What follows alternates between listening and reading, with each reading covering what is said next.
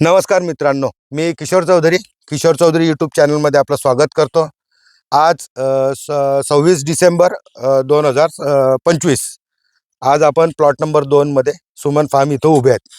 काही माझे मित्र शेतकरी खास आपल्या शेतात व्हिजिट द्यायला आले का जेणेकरून बायोरिच अल्ट्रा सी कशा पद्धतीने वापरले जातात हे माझे मित्र निलेश प्रेमसिंग पाटील, त्याच्यानंतर बाळाभाऊ बिरारी, त्यांचे मित्र काय सर आपलं साहेबराव कापडणीस सायराव कापडणीस माजी सरपंच आणि हे मूळ कोणतं गाव आपलं आसखेडा, आसखेडा नाशिक जिल्हा, तालुका सटाणा. तालुका सटाणा. आणि आपली ओळख भूषण बिरारी आसखेडा.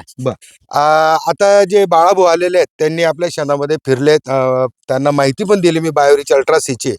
त्यांनी प्रत्यक्ष आपल्या शेतामध्ये पाहणी पण केली.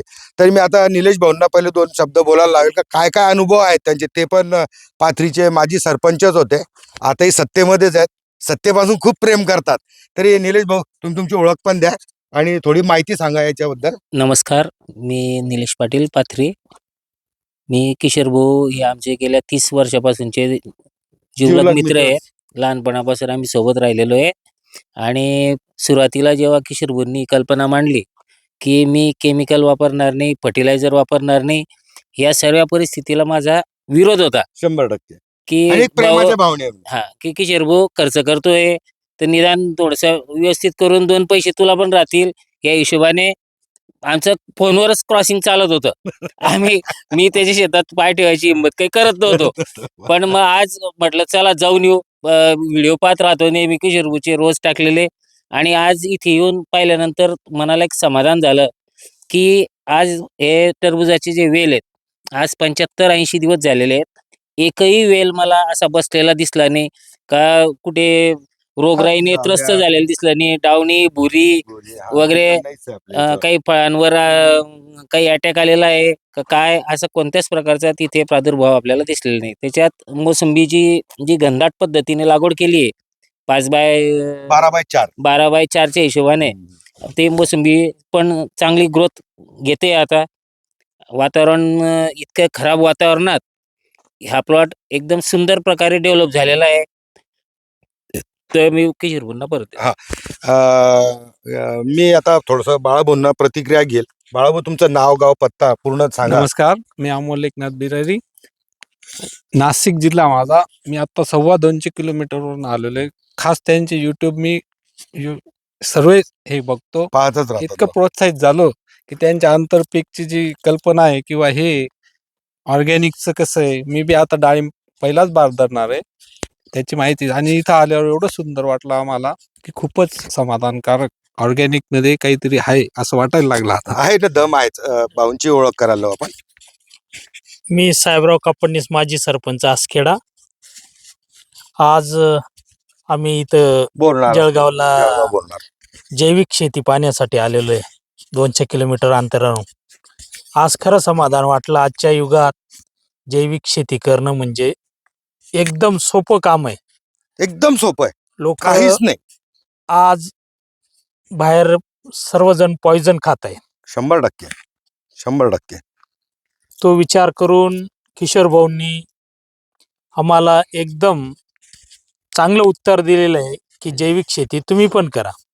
आम्ही आज पूर्ण त्यांची शेती पाहिलेली आहे. हाच प्रयोग आम्ही आता आमच्या बागलाण तालुक्यात राबवणार. बरोबर आहे. मी साहेबांची पण थोडीशी ओळख करायला लागेल, त्यांनी माहिती द्यावी नंतर आपण. मी भूषण वसंत बिरारी आसखेडा, नाशिक जिल्हा. 200 किलोमीटरवर आम्ही आलेलो आहेत. फळ वगैरे टरबूजचं एकदम खूप छान आहे, बिगर केमिकल युक्त आहे. खाऊन पण पाहिलं, खूप चवीला सुंदर वगैरे आलं. हा, आपण खाल्लेच फळ आल्याबरोबर तुम्हाला मस्त म्हणजे गोडवा वगैरे, कलरिंग एकदम खूप सुंदर आहे. खूप समाधान वाटलं. केमिकल युक्त शेती केलेली आहे त्यांनी. तेच आहे ना. मी विनोद भाऊ आले पाथरीहून, तर मी त्याचंही सांगेल. हा का विनोद, तू जे भेंडी करतो किंवा तू जी माहिती दे, तुझी भेंडी आज लावलेली आहे आणि आपली भेंडी तू पाहिली पहिल्यांदा झाला तू. आता मी सांग ना. गेल्या 5-6 वर्षापासून भेंडी लागवड करतो. आणि भेंडी लागवड करताना मला जो एकरी खर्च आलेला आहे आतापर्यंत 60 ते 65 हजार रुपये. भेंडी झाली 2-2.25 लाखाची. त्याच्यात जर एवढा खर्च गेला आणि इथे बघितलं तर ही भेंडीवर कुठलाच अटॅक नाहीये आणि भेंडी पण एकदम छान आहे. खर्च खूप कमी आहे आणि आपण एवढा खर्च करून जर आपल्याला उत्पन्न नाही आलं तर मग ते परवडत नाही. त्याच्यापेक्षा परवडत नाही. खर्चच कमी करायचा आणि उत्पन्न कमी आलं तर ते आपल्याला परवडतं. बरोबर आहे, बरोबर आहे. बाळाभाऊंच्या काही शंका होत्या आणि माझ्या युट्यूब चॅनलवर कॉमेंट्समध्ये बऱ्याचशा शेतकऱ्यांनी बुवा आम्हाला थोडीशी बायोरिच अल्ट्रासीची माहिती द्यावी बा, या हिशोबाने या बाळाभाऊंचा एक प्रश्न होता. एक पकडा बाळाभाऊ, का मी थोडक्यात या व्हिडिओमधून एकदा समजवून देऊ आपण शेतकऱ्यांना का बुवा आपण काय वापरतोय. प्रमोट व्हिडिओ नाही आहे, पण जर माझे पैसे वाचत असतील आणि माझे शेतकरी बांधवांचे पैसे वाचत असतील तर मी नक्कीच त्यांचं प्रोडक्टचं नाव पण घेईल, त्याची किंमत पण सांगेल आणि त्याचा बेनिफिट किती येतो हा मी या व्हिडिओमध्ये तुम्हाला सांगणार आहे. आता हे जे बायोरिच आहे, हे बायोरिच आपल्याला साधारणतः 315 रुपयाचं 250 ml येतं. हे आपल्याला साधारणतः एका गावाला पूर्ण पुरेल. याचा अर्थ मी समजून देतो. जर आपण 200 लिटर बॅरलमध्ये पाणी घ्यायचं, 200 लिटर बॅरलमध्ये हे आपण जे बायोरिच आहे हे आपण टाकलं, त्याच्यानंतर 2 किलो गूळ, 2 लिटर गाईचं गोमूत्र आणि देशी गाईचं गावरान शेण आपण हे 10 किलो एक साडीमध्ये किंवा कपड्यामध्ये बांधून तुम्ही जर त्या 200 लिटरच्या बॅरलमध्ये ठेवलं, 48 तास तुम्ही ते म्हणजे आपण बुचडाच म्हणू तो बांधून टाकायचं. याचं कारण असं आहे का जेणेकरून तुम्ही ड्रीपमधून किंवा पंपातून स्प्रे कराल तर ते अटकायला नको. त्याच्यासाठी आपल्याला एक बॅग 10 किलोची बांधून शेणखताची त्यात सोडायची आहे. 48 तासानंतर ते तुमचं प्रोडक्ट रेडी होऊन जातं, बायोरिच रेडी होऊन जातं.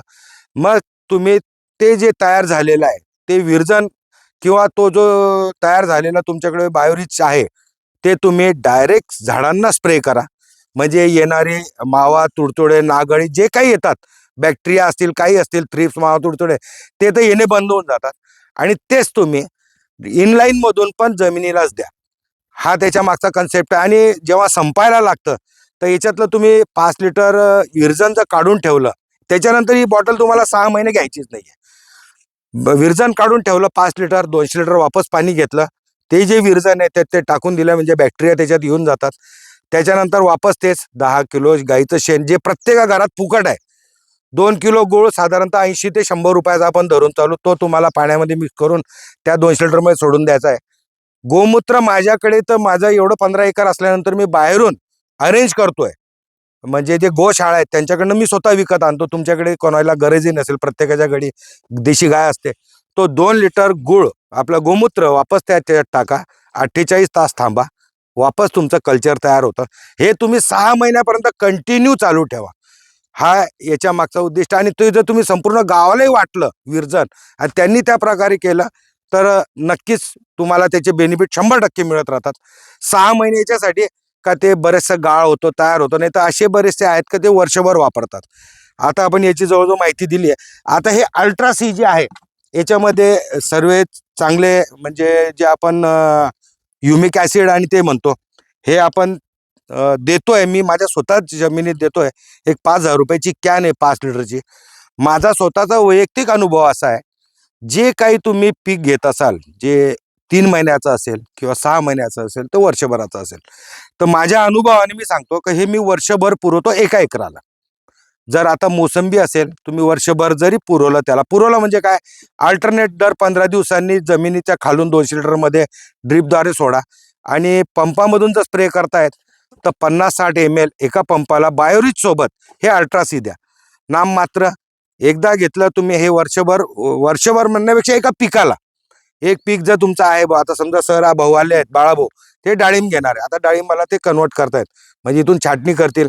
एक 4-6-5 महिने तर नक्कीच, 5-6 महिने तर फळ, 6 महिने म्हणजे मी काय म्हणेल, आता तुमचं किती आहे, 1 एकर समजा, 1.5 एकर आहे, एक आपण 5 लिटर धरून चालायचं का 5 लिटर आपल्याला 1.5 एकराला जमिनी तो अर्ध आणि अर्ध स्प्रेइंग मधून वापरायचं आहे. हे तयार झालंय तुमचं बायोरिच.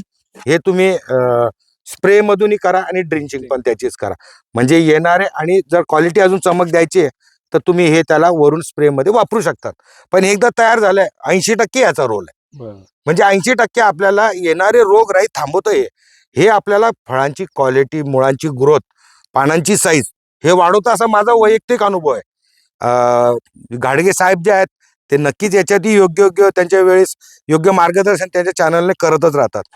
तरी बाळाभाऊ तुम्ही नक्की वापरावं हे, काही नाही. आणि मी तर प्रत्येक शेतकऱ्याला सांगेल का एक 5-6 हजार रुपयाचा वर्षभराचा खर्च मी माझ्या व्हिडिओमध्ये मी टरबूज दाखवायला लावेल. साधारणतः 3-4 एकर आहे. कॅमेरामनला मी सांगेल की पूर्ण शूट करून दाखवायला. आता यांनी परिस्थिती पाहिली आहे, 40-50 टन तर माल निघेल असं व्यापारी सांगतायत. माझा अंदाज नाही, मी पहिल्यांदा करतोय. आपल्याला या व्हिडिओच्या माध्यमातून एवढं सांगायचं होतं. आलेले माझे मित्र सहकारी त्यांनी अमूल्य वेळ, आता बाळाभाऊ 200-250 किलोमीटर दुरून आले, निलेश भाऊ त्यांचाही वेळ काढून आले आपल्या शेतात. इकडचंही फळ दाखवायला आलं तर काय ग्रोथ आहे काय नाही. ठीक आहे ना, ते आहे त्याच्याकडे काय. तरी निलेश भाऊंचाही मी आल्याबद्दल अभिनंदन आणि आभार मानतो. बाळाभाऊ पण आले, माझी सरपंच त्यांचेच नातेवाईक मंडळी आली. तरी आपण या व्हिडिओच्या माध्यमातून एवढाच का जेणेकरून खर्च कमी करा, हा व्हिडिओ बनवायचा उद्दिष्ट एवढाच. तरी व्हिडिओ आवडला असेल तर लाईक करा, चॅनलला सबस्क्राईब करा, बेल आयकॉनची घंटी दाबा, म्हणजे येणारे नवीन व्हिडिओ तुम्हाला तुमच्या माहितीसाठी मिळत राहतील. तरी हे आले, यांनाही मी हात जोडून त्यांचे अभिनंदन करतो आणि आज आपण इथंच व्हिडिओ थांबवू. नमस्कार. नमस्कार. नमस्कार.